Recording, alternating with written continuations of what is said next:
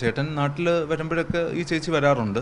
ഇവർ നന്നായിട്ട് സംസാരിക്കും, ഭക്ഷണം ഒരുമിച്ചാണ് കഴിക്കുന്നത്, അത് കഴിഞ്ഞിട്ട് പോവും. പക്ഷെ ആ ചേച്ചി ഇവിടെ നിന്നിട്ടൊന്നുമില്ല, ഇവിടെ നിൽക്കാറില്ല എന്നുള്ളതാണ് വാസ്തവം. കല്യാണം കഴിഞ്ഞിട്ട് ചേട്ടൻ എപ്പോഴൊക്കെ ഫോൺ വിളിക്കുമ്പോഴും ലൗഡ് സ്പീക്കറിലാണ് ആ ഫോണിന് ഉള്ള മറുപടി ചേച്ചിയുടെ അവിടെ നിന്ന് വരുന്നത്. ചേട്ടൻ ചോദിക്കുന്ന പല കാര്യങ്ങളും അല്ലെങ്കിൽ പറയുന്ന പല കാര്യങ്ങൾക്കുമുള്ള മറുപടി പറയുന്നത് ചേച്ചിയായിരിക്കില്ല, ചേച്ചിയുടെ അമ്മയാണ്.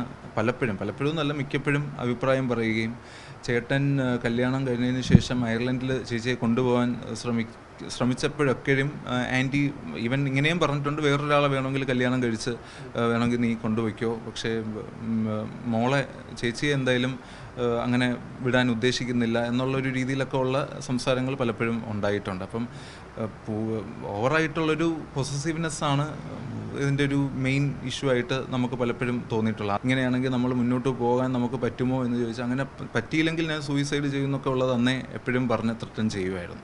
എന്തെങ്കിലും ഒരു ഇമ്പ്രൂവ്മെൻറ്റ് വേണമെന്നല്ലോ എന്ന് വിചാരിച്ചിട്ട്, അതേപോലെ ഇതൊന്ന് നന്നായി കൊണ്ടുപോകാൻ വേണ്ടിയും നമ്മൾ 2 തവണ ഫാമിലി കൗൺസിലിങ്ങിന് ചേച്ചിയുടെ ഫാമിലി, ചേച്ചി, എൻ്റെ ചേട്ടൻ, അമ്മ എന്നിവർ ആക്ച്വലി പോയിട്ടുണ്ട്. PRSലും അതേപോലെ അനന്തപുരിയിലും. ആദ്യത്തെ ഏതോ ഒരു തവണ ഈ പറഞ്ഞതുപോലെ ഇവർ ഇത് ഡിവോഴ്സാണ് ചെയ്യുന്നത്, നല്ലതാണ് എന്നാണ് സൈക്കോളജിസ്റ്റ് പറഞ്ഞത്.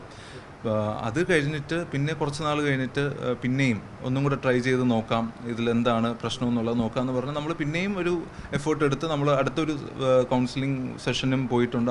അവിടെയും ഈ സെയിം ഇത് തന്നെയാണ് പറഞ്ഞത്. ഡിവോഴ്സ് ആവുന്നതാണ്, ഇങ്ങനെ ഇവർക്ക് 2 പേർക്കും ഒരുമിച്ച് പോകാൻ പറ്റത്തില്ല എന്നുള്ള ഒരു രീതിയിൽ തന്നെയാണ് അവർ പറഞ്ഞത് എന്നാണ് ചേട്ടൻ പറഞ്ഞിട്ടുള്ളത്. ഈവൻ നമ്മൾ കൗൺസിലിങ്ങിന് പോകുന്നത് പോലും ആദ്യം അവർക്ക് ഇഷ്ടമല്ലായിരുന്നു. കാര്യം ഇതൊരു വേറൊരാൾ, ഈ 2 ഫാമിലി അല്ലെങ്കിൽ ഇതിൽ നടക്കുന്ന കാര്യം വേറൊരാൾ അറിയുന്നതിൽ തന്നെ ഭയങ്കര നാണക്കേടും, അത് തന്നെ ആക്ച്വലി ചിലപ്പം ജീവൻ എടുക്കും എന്നൊക്കെ ഉള്ള ഭീഷണി അന്നും ഉണ്ടായിരുന്നു.